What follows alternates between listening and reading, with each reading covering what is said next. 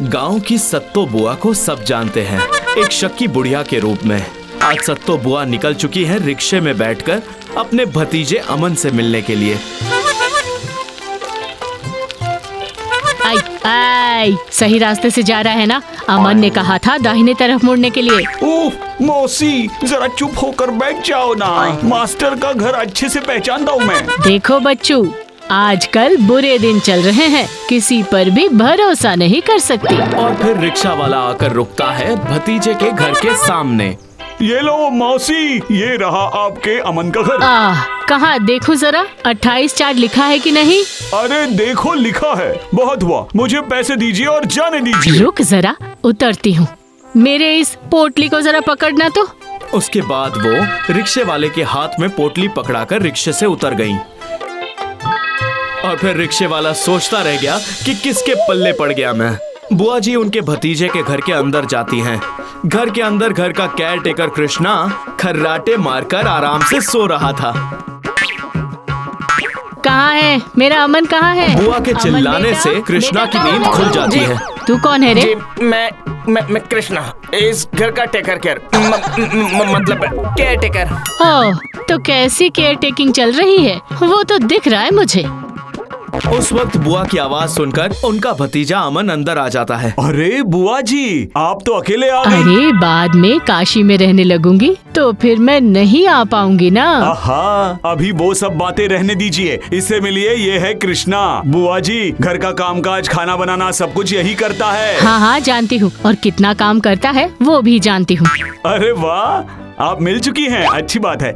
कृष्णा, ये मेरी सौदामिनी बुआ, मेरा मतलब सत्तो बुआ। बहुत अच्छे से इनकी मेहमान नवाजी करना। जी अच्छा। बुआ अब मैं चलता हूँ, ठीक है? स्कूल के बाद ट्यूशन पढ़ा कर लौटूंगा। ठीक है, तू जा बेटा, तू जा। अमन स्कूल चला जाता है और कृष्णा बोलता है, अब जरा आराम कर लीजिए, मैं आपके लिए शरबत और कुछ फल लेकर आता हूँ। ठीक है, जाओ। अगले दिन सुबह अमन जब अखबार पढ़ रहा होता है, उसी वक्त बुआ आकर खड़ी हो जाती है अमन के सामने। ये क्या, तू अब तक स्कूल नहीं गया है?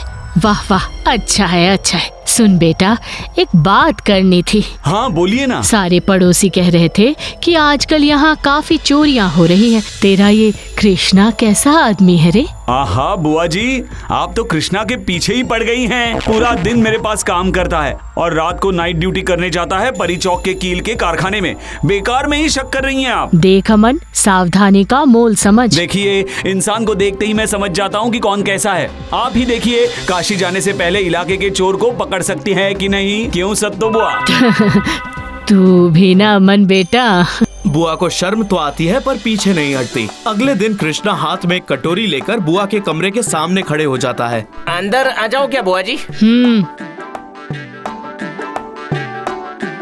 क्या चाहिए? हाँ आपके पैरों में मालिश करने के लिए थोड़ा सा तेल गरम करके लाया हूँ। आप बड़ी है ना, हाँ, आपकी सेवा करने का मतलब ईश्वर की सेवा करना जैसा है।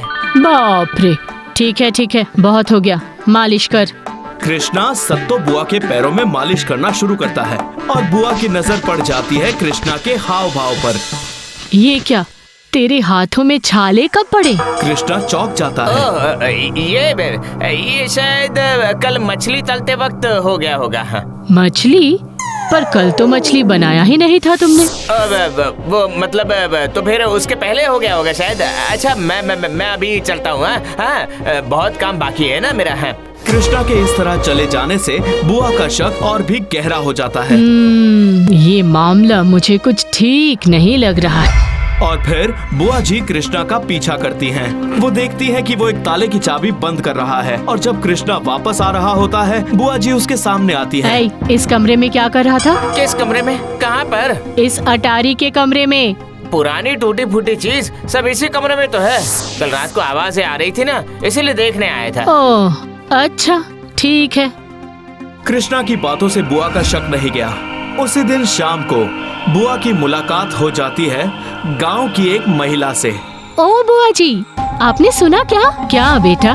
शर्मा जी के घर से कल रात को वो तांबे का दिया चोरी हो गया है और आज मेरे बगल वाले घर की बकरी भी कहीं पर नहीं मिल रही है। ये क्या कह रही हो?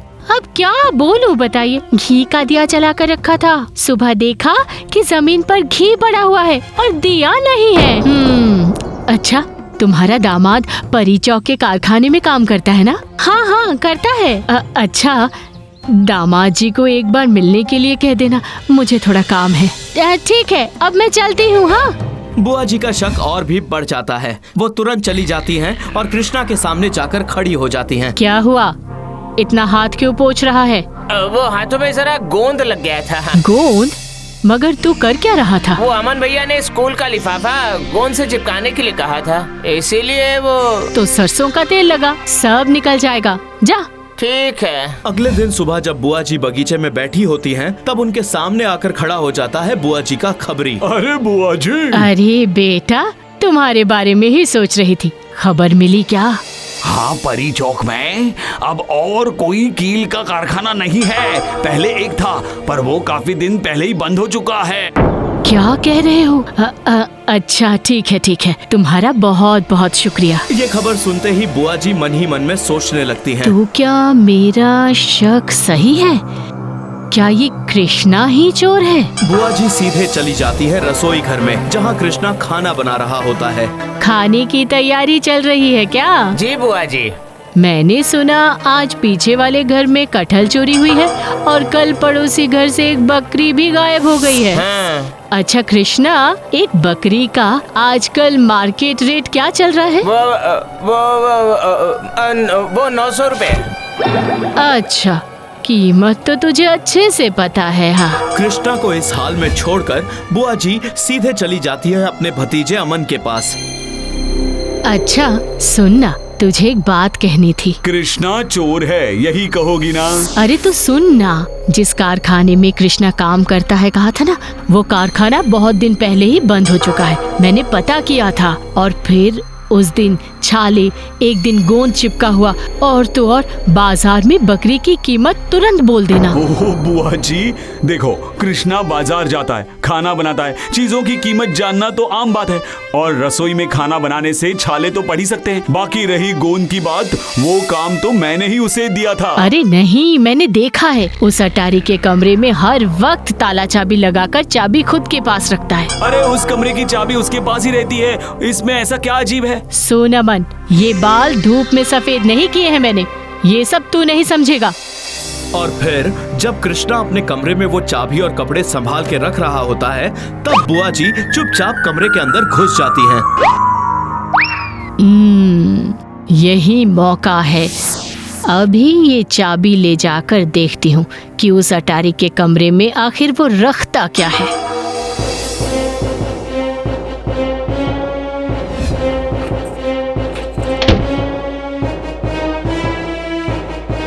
अरे तो क्या अमन ही सही है? मैं कृष्णा को गलत समझ रही थी। उसके बाद बुआ जी हताश होकर कृष्णा पर शक करना छोड़ देती हैं। और फिर जब एक दिन बुआ जी रसोई घर में पानी पी रही होती हैं, उनके हाथ से ग्लास गिर जाता है और वो ग्लास जाकर रुकता है रसोई के बाहर। और तभी बुआ जी देखती हैं कमरे में पाँव के निशान। पाँव के निशान यहाँ पर? मुझे लगता है ये तो घर के पीछे की ओर जा रहा है। बुआ जी पाँव के निशान देखते देखते आगे चलती हैं। पाँव के निशान जंगल की ओर जाते हैं और वो पाँव के निशान जंगल से होते हुए एक पुराने टूटे फूटे मंदिर के सामने जाते हैं। बुआ जी वहाँ खड़ी हो जाती हैं। ये क्या? ये तो मंदिर है, पता ही नहीं था कि यहाँ पर एक मंदिर भी है। उत्साहित होकर बुआ जी आगे चलते हुए उस मंदिर के अंदर जाती हैं और वो चौंक जाती हैं।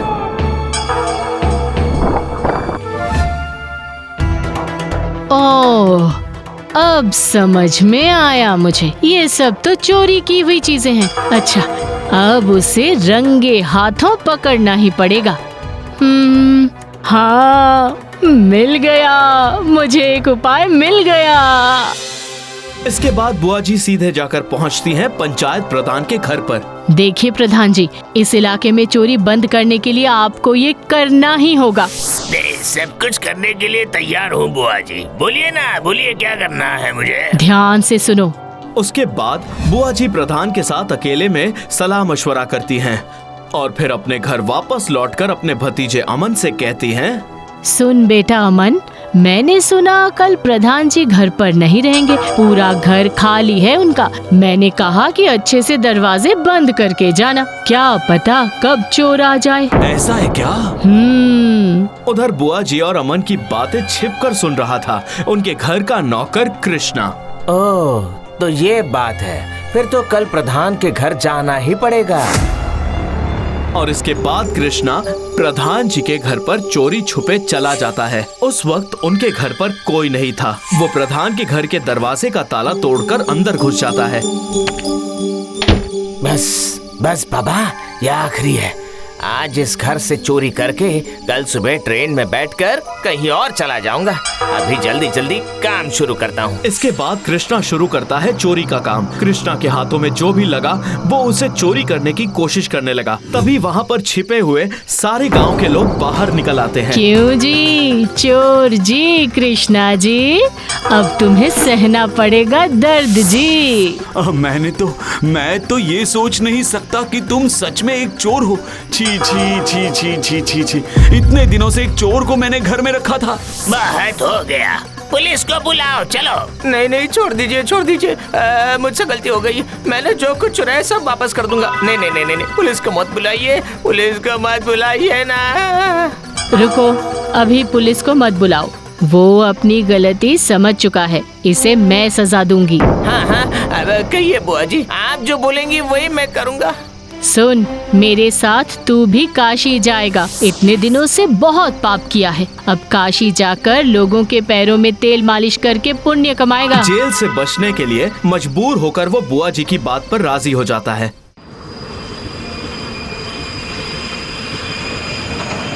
और फिर वो दोनों ट्रेन में चल पड़ते हैं काशी की ओर।